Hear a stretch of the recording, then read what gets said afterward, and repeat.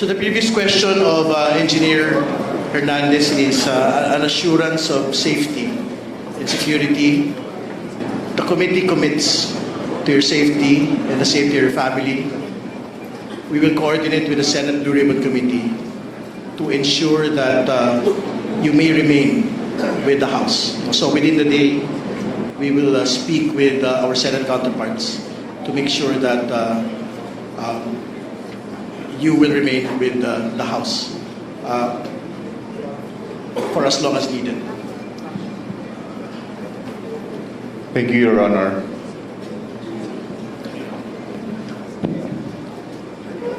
Congressman Adyong is recognized, please. Thank you, Mr. Chair. Mr. Chair, I'd just like to take off from the line of questioning of Congressman Garbin. Engineer Bryce, binigyan ka namin ng oras. You requested for a few minutes para to confer with your lawyers. Are you ready now to answer this question? Sabi mo kanina may mga inform ng mga senador. Tama po ba? Pagkarinig ko? Yes po, Your Honor.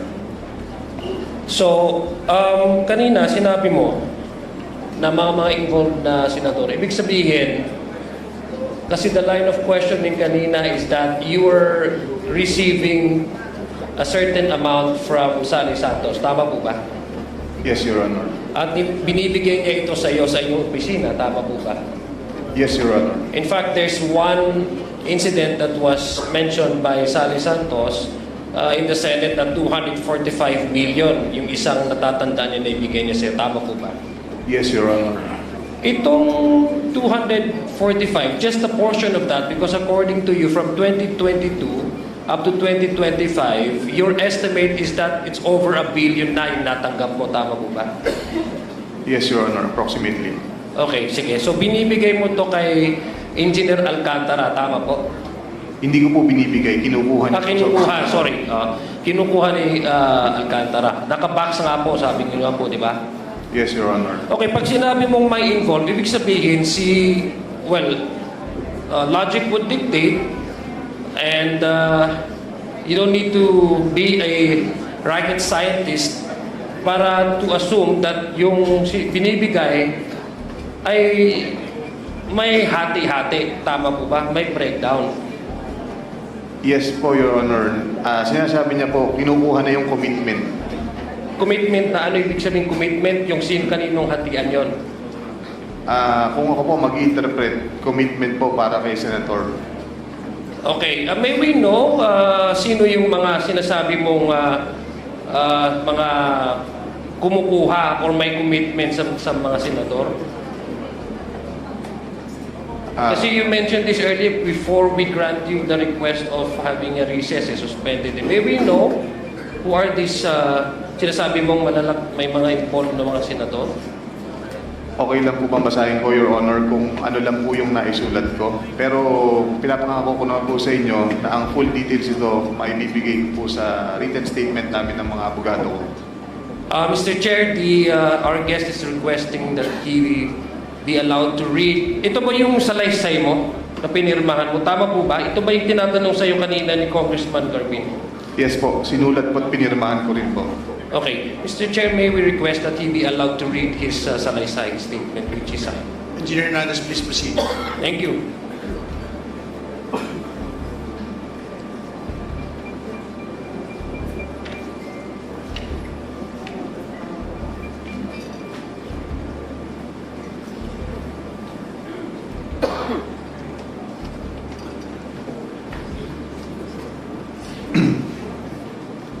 Good morning, Your Honor, Mr. Chair. Ako po si Bryce Erickson Hernandez, dating Assistant District Engineer ng Bulacan 1st District Engineering Office. Ako po ay na-contempt kahapon sa Senate Blue Ribbon Committee. Habang ako po ay nakadetain, nakapag-isip po ako at nagdesisyon na maglabas ng ilang nalalaman ko sa flood control project base po sa aking natatandaan sa ngayon. Tama po si Senator Lacson na ang mga engineers ng DPWH ay tila naging legman o bagman na lang. Kung tatanungin niyo po ako kung sino o kanino kami naging bagman, sasagutin ko na po ngayon.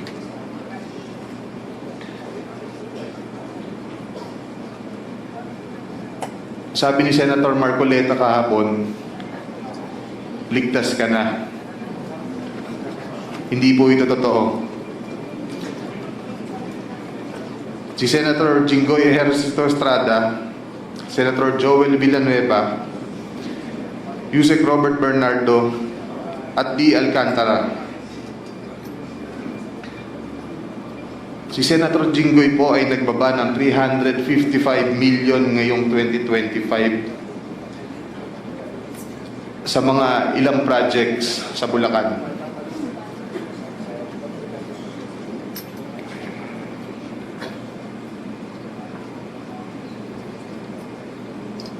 At ang sabi po ng boss ko dito ay 30% ang commitment dito. Ang mga projects po na to ay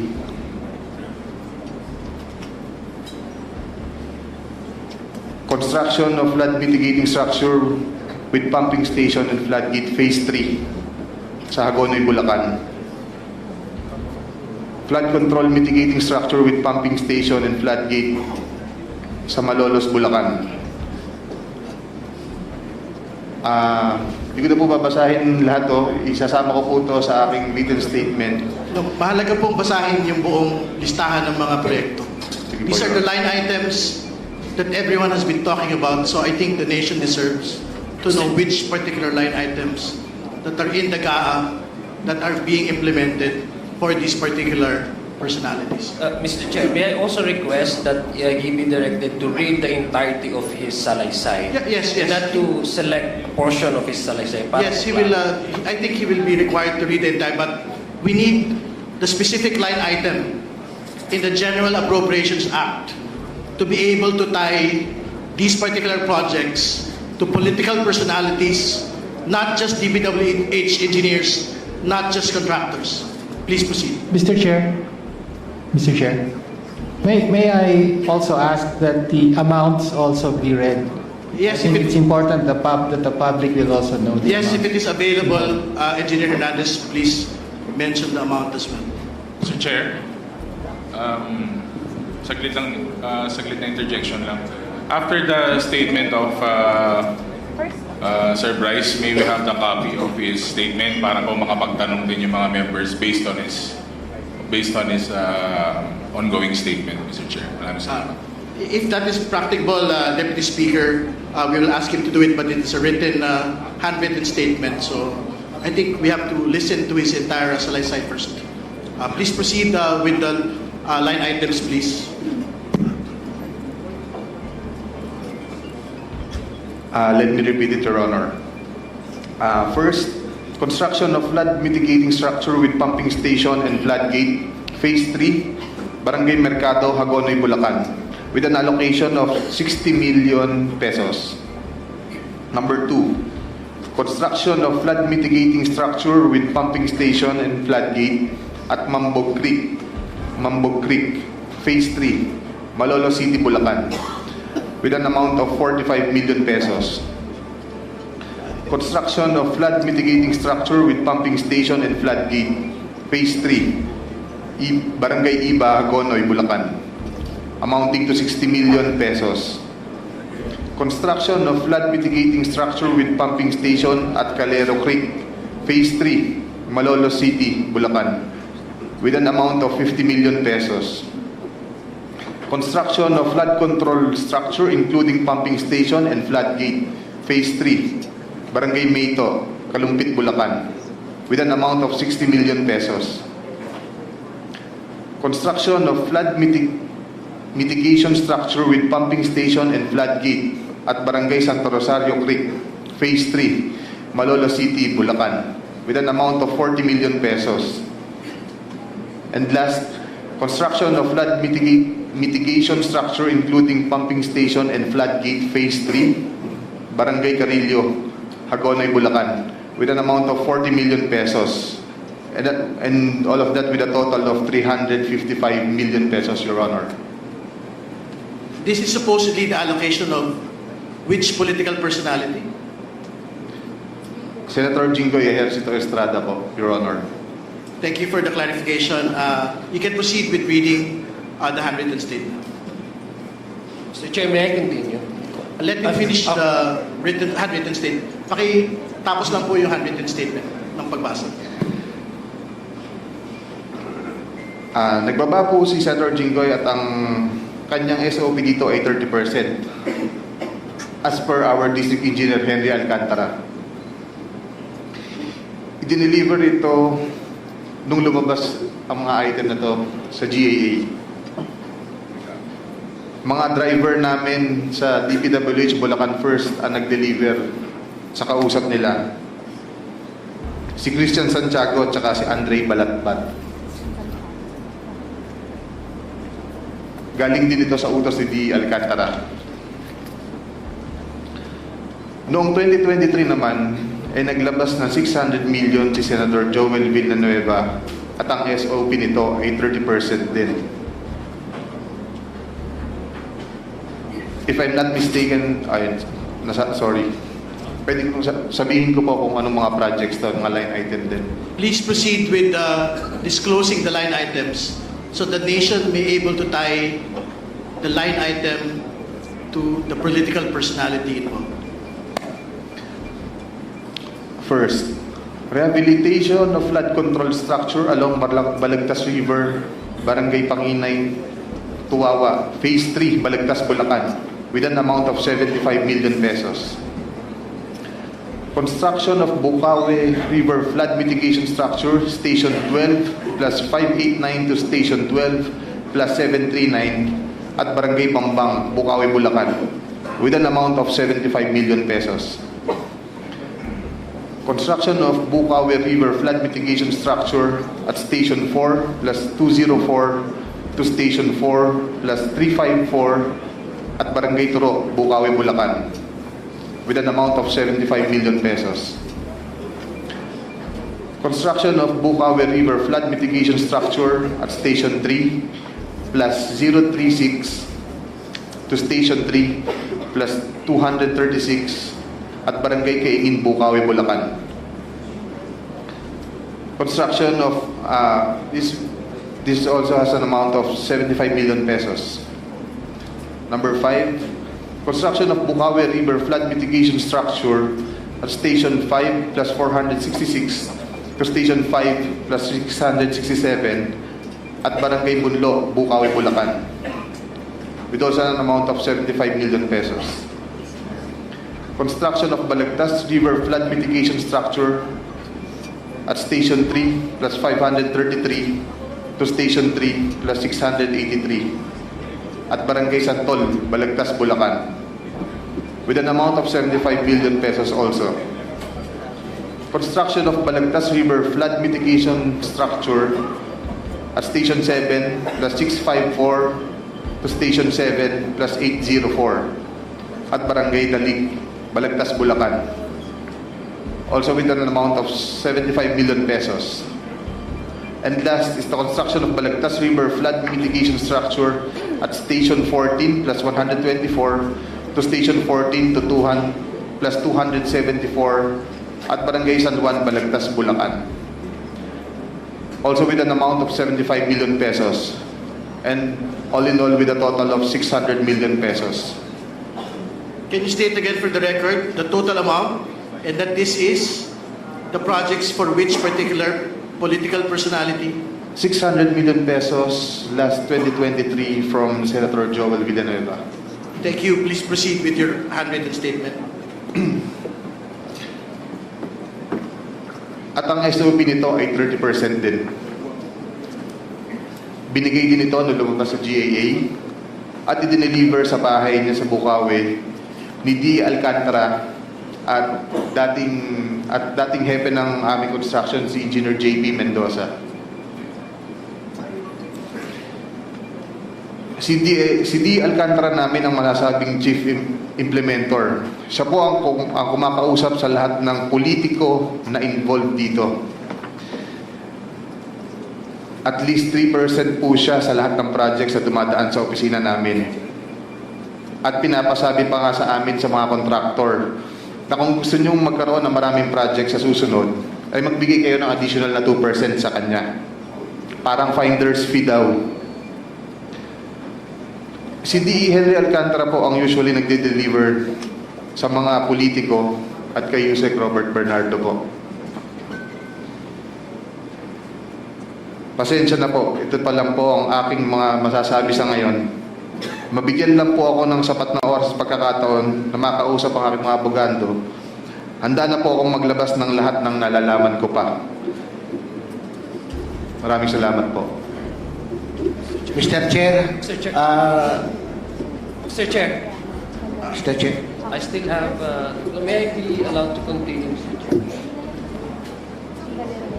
Mr. Chair, We have to allow Congressman Adyong to, we would like to allow District Engineer Alcantara to respond to the allegation of Engineer Hernandez, please. good morning, Your Honor, Mr. Chair. Yung sinasabi niya po na dinala niya sa akin ng pera, hindi po totoo. Wala po akong tinatanggap tungkol po sa nanggagaling na transaksyon nila kay Sally Santos. Kahapon po sa Senado, binanggit po ni Sally na sila po ang nangongontrata. Paano niya po ibibigay sa akin? Kung iyon po ay kontrata nila. Pwede po bang ibibigay sa akin ng buo yan? At sasabihin niya na hindi niya tinitignan?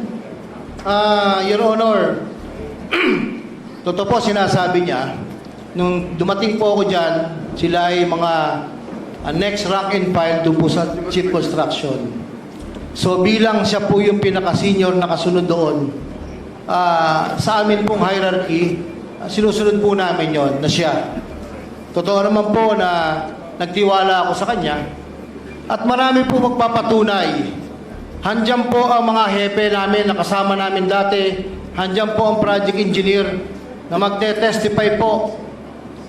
Sila po ay mga biktima po ng pamumwersa at pamimilit ni Engineer Bryce at Engineer JP de Guzman, Mendoza.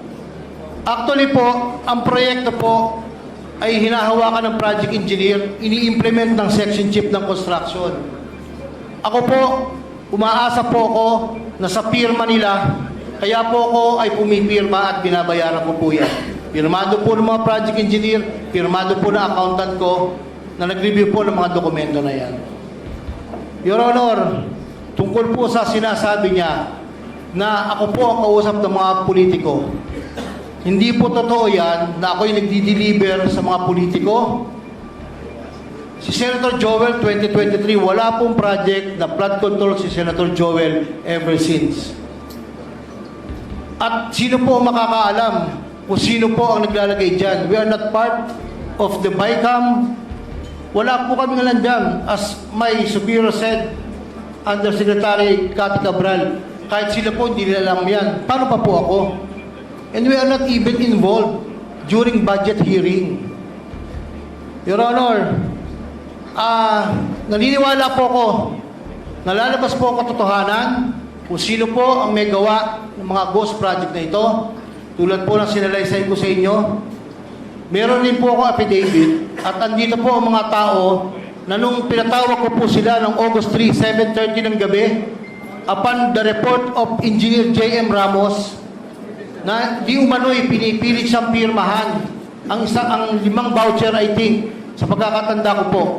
Siya po'y tumanggi at siya po ang nag-report sa akin kasama si Engineer Galang na sinasabing, boss, mukhang niloloko ka na ng 2 tao mo. Bakit? Kasi ilang series po ng meeting na tinatanong ko sila, mag-inventaryo kayo ng mga project natin dahil magkakaroon ng malawakang pag-iimbestiga rito. Mr. Chair, point of order. Point of order, Mr. Chair. Yeah. Masyado nang matagal ang sinasabi Yeah, niya. Hindi Mr. naman Chair, totoo. if I Point of may. order. Mr. Chair, if I may, Tagal na sinasabi niya, hindi naman totoo sinasabi niya eh. Mr. Chair, if I may, very quickly, with due courtesy to the Honorable Abante, ang sa akin lang po naman, siguro para hindi po malihis yung flow. So earlier, nagkaroon po tayo ng testimony kay Engineer Bryce Hernandez. And I believe there are members who are next to question. Of course, we also respect the rights of the Honorable Engineer Alcantara. And nandiyan dyan naman po siya. So yung mga ito po, Mr. Chair, ay itatanong rin natin kay Engineer Alcantara. For the meantime, Mr. Chair, may I suggest that we move to the next interpellation? Yes, well taken. Thank you, Engineer Alcantara. Congressman Risi, please proceed. Thank you, Mr. Chair. Good morning, everyone. Kay Engineer Bryce, naniniwala ako sa sinasabi mo. Pero alam ko, may kulang pa. Matagal na akong congressman. This is my third year. Imposibleng hindi alam ng congressman doon sa lugar nyo yung mga proyekto na yan. Tama ba ako? Mali? Kaya nga po nang sabi ko, ang kausap po lahat ng politiko sa amin ay ang boss ko, si Boss Henry Alcantara. Assistant DE lang po ako. Kakukwento lang po niya yung mga commitment. Yun po. Kaya sabi niya po sa akin. Lumalabas, isa na kayong sindikato sa inyong engineering district at ang hepe ng sindikato nyo, si Engineer Alcantara. Tama? Ako po, inaamin ko po na sunod-sunuran ako sa kung ano ang sabihin sa akin. Kaya nga, Ako po ay sindikato pagpapasok. may boss. Pagka may boss, yun ang nasusunod. Tama? Siya po ang nasusunod, Your Honor. Tama po. At lahat nung personnel doon ay kasabwat na ng sindikato. Lahat po sumusunod sa kanya. If I may po, meron pong instance na 2019, pagdating na pa lang po, meron pong hepe doon ng sumalangit na wakaluan ni Engineer Dalmasio Cruz na finloading niya kasi hindi sumunod sa kanya. So, early retirement na lang to. At saka rin po nung 2022 or 2023, meron pong isang nagngangalan na Engineer Cherry Natividad ang hindi pumirma sa plano na pinapipirmahan niya dahil alam nung engineer na yun na magkakaproblema. So, ang ginawa niya, inalisan niya po ng project, naka-floating po, nagta-time in ng 8 to 5 o'clock ng hapon. So, yung moral ng engineer, sa tingin ko, in my own opinion, is nasira. So, nag-resign na lang din siya. Sa pagkakaalam nyo, dahil malapit kayo, sino po sa Department of Public Works and Highways yung kanyang patron? Sa pagkakaalam ko po, si Engineer Yusek Robert Bernardo po. Si Yusek Robert Bernardo. Yes, Your Honor. Yun ang kanyang patron. Apo. Kahit dahil magkasama po sila dati sa Los Baños, Laguna pa, way back 1997 yata, as per kwento ng boss ko.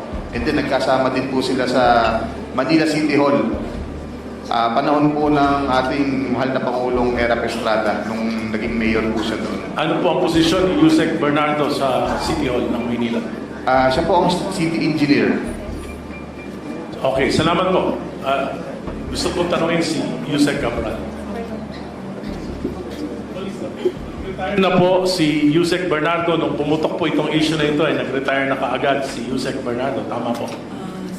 Sa pagkakaalala ko po mga... August 15. Honor, Tama po. you may be right, Your Honor. Ito pong mga proyekto na ito, programang ito, na napakalalaki. Sa tagal ko sa Kongreso, hindi naman nangyari ito. Would you confirm that? Yung mga ganitong kalalaking proyekto na nanggagaling sa insertions, hindi naman po nangyayari na ito. Yes, Your Honor.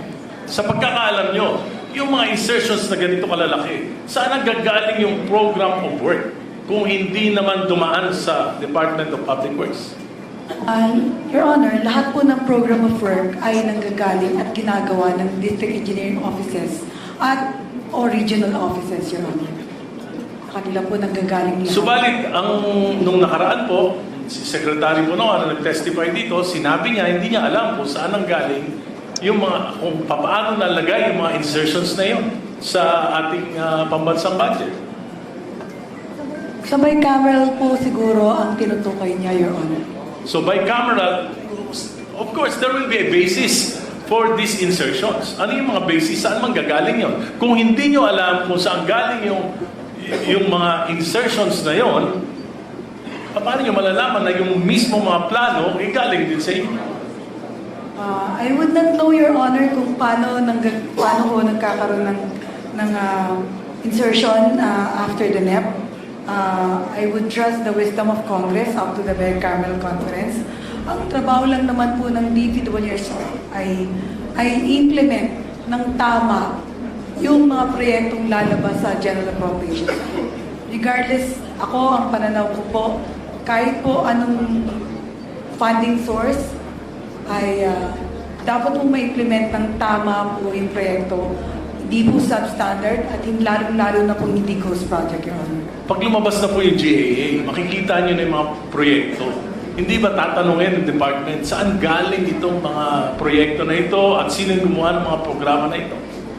Sa amin po, Your Honor, well, hindi po dinagaw pagka na-release na po ng Department of Budget and Management yung GAA o kaya yung SARO, yun po ay binababa na namin sa implementing office, Your Honor. Without checking whether these projects are viable, feasible? Your Honor, ang mandato po ng implementing office ay implement kung ano yung nasa General Appropriations Act, Your Honor. So, ang gaya po na sinabi nyo, lahat ng mga pumasok under insertions hindi nanggaling sa Department of Public Works. Hindi po kami, wala po akong alam. I do not know kung paano po saan nag-emanate, kung ano po yung source. Will anybody in the DPWH would know that? I don't think, Your Honor, because we are not part, the Department of Public Works and Highways is not part of the deliberation after, during the bicameral, Your Honor. Mr. Chair, I don't think it's also the admission of the chair that he found out that there are projects, ghost projects that came from insertions. And the only ones who would know that are the chairman of the Committee on Finance of the Senate and the Committee on Appropriation of the House of the 19th, 18th, and 17th Congress. So, Mr. Chairman, I now move that we invite Senator Grace Poe as chairman of the Senate Finance Committee, at least to clarify these matters. And also, Congressman Saldico, chairman of the Committee on Appropriations of the 17th, 18th, and 19th Congress. Second. And also, Yusek Robert Bernardo. So moved, Mr. Speaker. Second. Are there objections? No, but to be very clear, as soon as the ghost project in Plaridel, Bulacan, relating to the 2024 General Appropriations Act, which was deemed a congressional insertion, has been raised last week. An invitation to Congressman Zaldico has already been given to him.